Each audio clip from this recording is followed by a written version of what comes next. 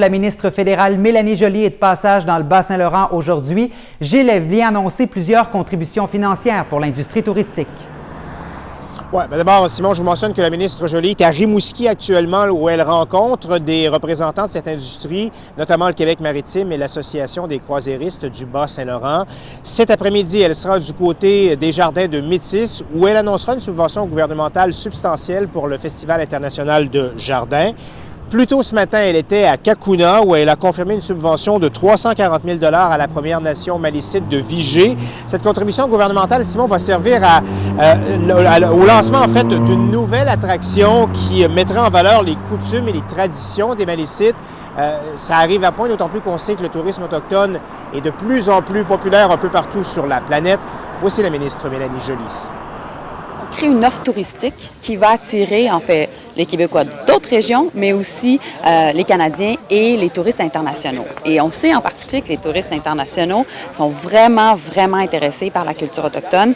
70 % des Français qui viennent ici veulent vraiment vivre une expérience autochtone. Et ça, bien, ça nous aide quoi? Ça nous aide à garder les touristes dans la région un peu plus longtemps, dépenser un peu plus. Et ça, c'est bon, bien, en fait, pour tout le Bas-Saint-Laurent. Et Gilles, on peut dire que les ministres du gouvernement Trudeau sont assez présents dans la région depuis quelques jours. Ouais, Simon, ai-je besoin de vous rappeler qu'il y aura des élections fédérales cet automne, ce qui explique sans doute pourquoi donc 3 ministres du gouvernement Trudeau sont passés par l'Est du Québec au cours des 5 derniers jours. Il y a eu d'abord la ministre du Revenu national, Diane Leboutillier, elle qui était à Sainte-Anne-des-Monts et à Murdochville la semaine dernière. Puis le ministre des Pêches, Jonathan Wilkinson, qui s'est arrêté du côté de l'Institut Maurice Lamontagne à Montjoly mercredi dernier. Et puis aujourd'hui donc, la ministre Mélanie Joly, elle, qui passe aussi par la région.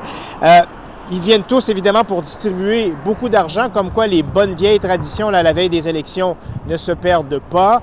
Il faut dire aussi que le Parti libéral souhaite évidemment conserver ces 2 comtés dans l'Est du Québec aux prochaines élections, d'Avignon, l'Amitis, Matapédia, Matane et aussi Gaspésie, les îles, et peut-être ravir éventuellement une autre circonscription, notamment dans Rimouski-Ningette, Témiscouata, les Basques, où Chantal Pilon donc représentera le Parti libéral. Alors donc, on n'a pas fini de voir des ministres du gouvernement libéral passer par la région au cours des prochains jours, manifestement. Et une autre annonce cet après-midi au Jardin de Métis. Merci, Gilles. Oui.